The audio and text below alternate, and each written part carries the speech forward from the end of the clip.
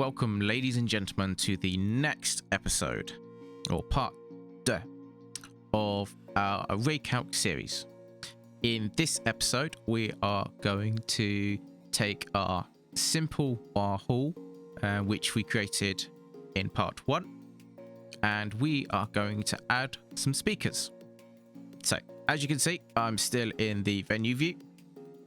To go and add some new speakers and add sources, just head up to the top and you can click sources. If you are back in the home screen, you can click the sources button here. First thing to do is to click the plus button again. We are going to keep it simple and we're going to add a point source speaker, which is a simple two-way main woofer and tweeter speaker. Now from here, you're probably thinking, well, where do I add the actual speakers? A lot of the time, this box is all the way down the bottom, so you just need to drag it up. And this is where you will select what speaker you want to add. And you've got quite a selection. I am going to go for the E series because that is their simple two-way speaker. How many cabinets do I want? I'm going to go for a simple left and right in this scenario. So 2. What this button here next to it does is automatically create a left and right version, a direct copy. If you unlink this, it sets them as 2 different sources, which you then can position in any position you like. But I'm going to keep this enabled. If I just go over to the X, Y, Z area, anything I do to the top box, or this box I've got on the top, it will do the exact opposite to the other one, apart from the Z. So let's set this at 3 meters to start with. As you can see here, it's put it up to 3 meters. But right now, it's sitting where 0 is, which is a bit pointless as it's sitting directly in the center. Next, we want to work out where is best for our speakers to go. Because our main stage has the opening here between our 2 pillars on our proscenium arch, we are going to start by looking at having them in front of these pillars. So let's work out roughly where that's going to be. So if this is 0, it's probably going to be about 1 meter in front, or maybe half a meter in front. So let's go to the x-axis. Let's start with 1, and then we can always define it even further. Maybe it's a little more. Let's try 1.5. Seems to be very close. Right, let's go for y-axis. How far apart would they be? So we know the room is 8.2 meters apart. However, because this is going on the y-axis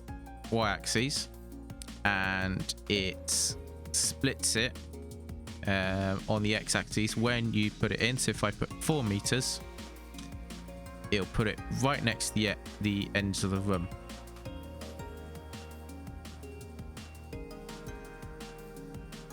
So we probably want to set it about 3.5. Let's zoom in. If you hold down the control button and then you can click and you can drag, and click and hold, and you can drag your view to get a better look of where you are. But be careful, because if you just hold down the mouse, you'll spin your venue around. If you do get in all kind of muddled up, like you end up upside down, you can always just click top view and reset yourself. I am going to bring these in just a little more. So let's stick on 3.2. Lovely.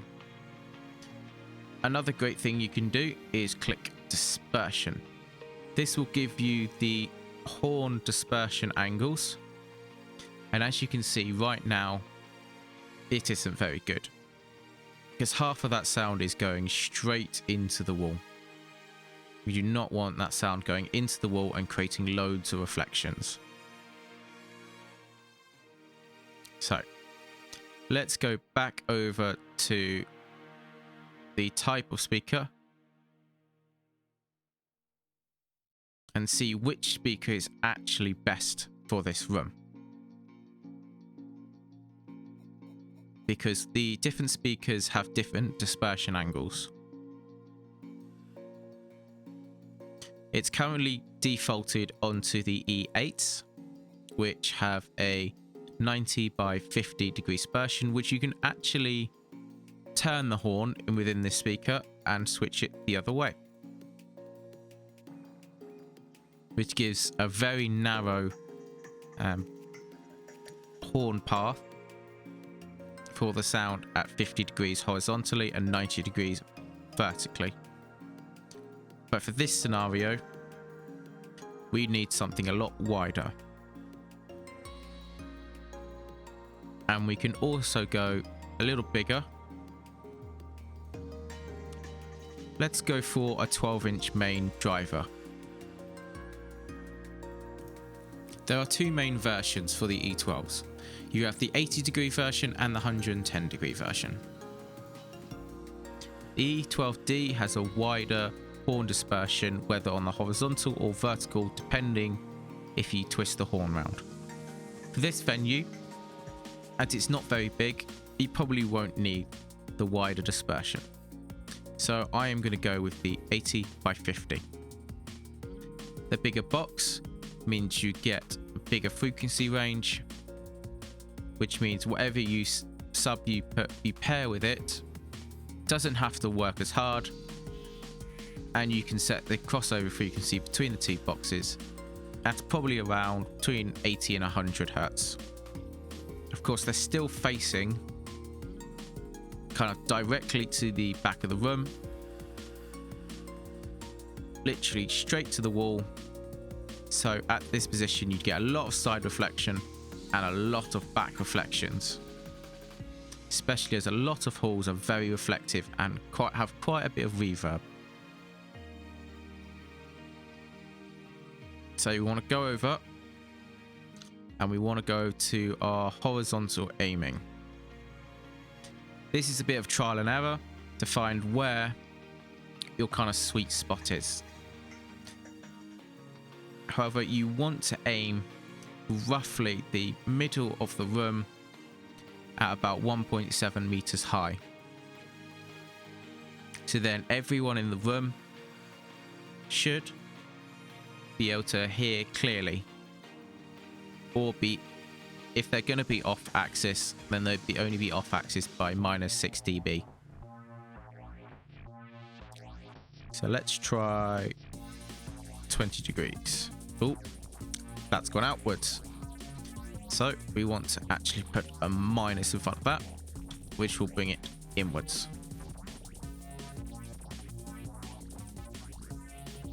As you can see, that's brought it in quite a lot. However, that gives us a nice crossover point. If I just bring this down, put it at a slight angle, you can see we're still hitting the back wall very hard. So we actually want to put some vertical tilt on it as well. Not much, maybe about -5 degrees to start with. Let's look at our side view. Zoom in a bit. Oh, that is close. is very close. Let's try 10 degrees, see where that ends up. Oh, that's a little too much. So let's go 7 degrees. It's not bad. Maybe 6 degrees. Perfect. That crosses over the end of our horizontal of our audience listening plane. That should hit everyone within our vertical and horizontal dispersion. If you hold down the right mouse button, you can also twist and turn your venue to the right angle you'd like. Here we still get some reflections, but the direct sound will be more than the second, and then the reflections coming off the wall. Now we've positioned our left and right main speakers in the correct position, crossing over kind of mid to the back room at about 1.7 meters, which is standing height for listening. We are going to do a SPL calculation, which is all this on the right. I am going to talk you through it just so it makes sense. At the top, this is our reference chart, and it goes from 36 dB all the way up to 144 dB, which kind of covers all the different speakers up to their highest SPL level, all the way down to 36 dB, which is kind of below on a street or in a venue, it's quiet. Below that, we have the dB per division, which you have either 3 or 6. And then it just brings out these colors into 6 dB ranges instead. The level under the signal selection, I don't usually touch because you never really need to put it above or below 0 unless you know previously that there is a noise limit, or the system you put in is just hitting too hard. Below that, you've got the frequency. So you got a choice from 32 hertz up to 12.5, and then broadband pink noise, and then the broadband IEC 60268, which is an international standard. For this, I am going to pick the pink noise. The weighting, you've got 3 options: dB linear, dBA, and dBc. I'll pop up on screen what each of those mean. Below that, there's a button called interferences, which is less than or equal to 163 hertz. The only time you'd use this if you are using frequencies below 163 hertz. On the actual SPL calculation, resolution is how accurate it is going to be. So for me, I've set it to high and 1 meter, but you've also got the option for 2 meter, which is mid, and 5 meter low. The larger the venue you go, or the larger the space, especially on outdoor festivals, it will be better to go with the low, because you will not need to be as accurate to within 1 meter. Then you have got the actual calculate area. Auto calculate will pop up and be available on specific frequencies. Otherwise, you've just got the recalculate button. Now that we've set our left and right and put it in a decent position where they cross over near the back, let's go and do a pink noise, general pink noise, and dBA weighting, and let's see what the SPL is like.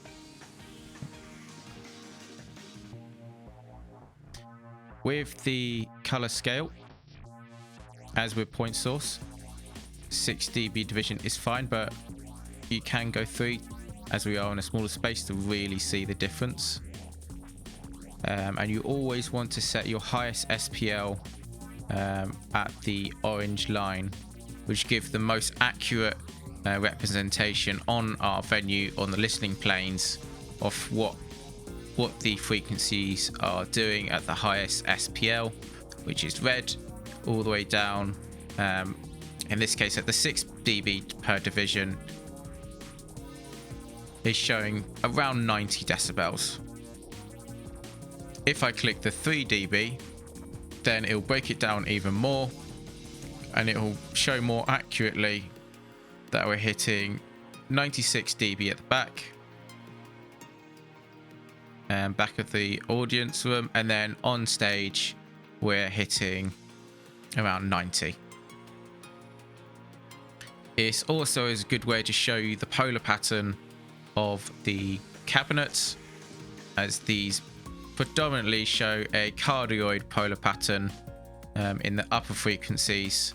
But of course, when you get to the lower frequencies, then it becomes more omnidirectional. And later on, I will go into cardioid setups to reduce the bass on stage. Now that we've seen the overall pink noise level, I am going to do certain frequencies just to see how the room's reacting. To start with, I am going to go down to about 50 Hertz, click the interferences button and recalculate.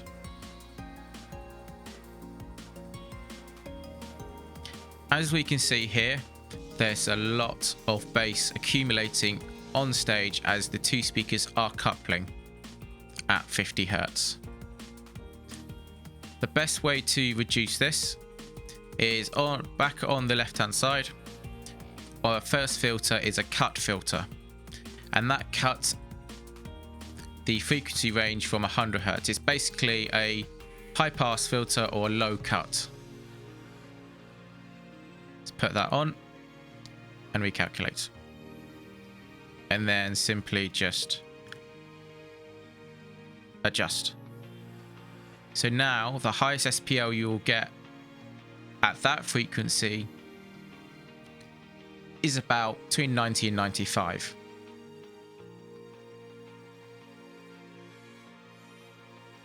Let's jump up to 500 Hertz. Readjust.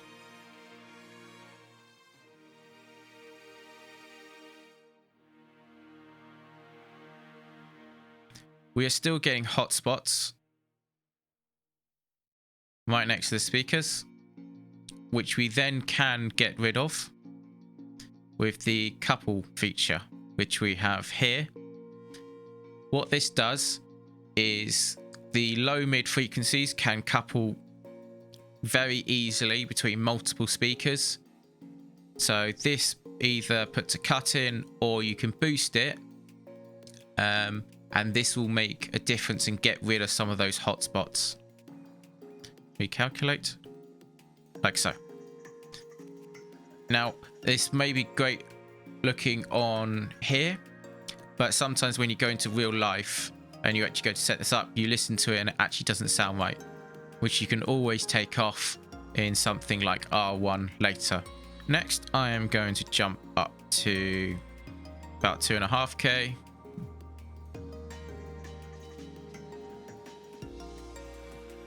At these frequency ranges, it is very directional, which you can clearly see from our SPL calculation. The dotted line here is showing there is a path coming from the main speaker all the way to the back, and you can see it the same the other side. And finally, I am just going to go up to about 8K and see what it's doing up there.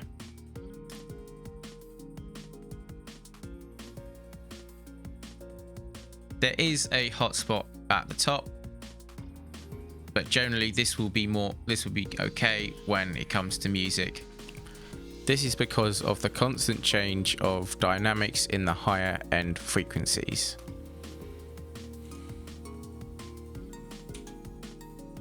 In the next episode, we are going to add some subs to this configuration and then do the SPL calculation and more.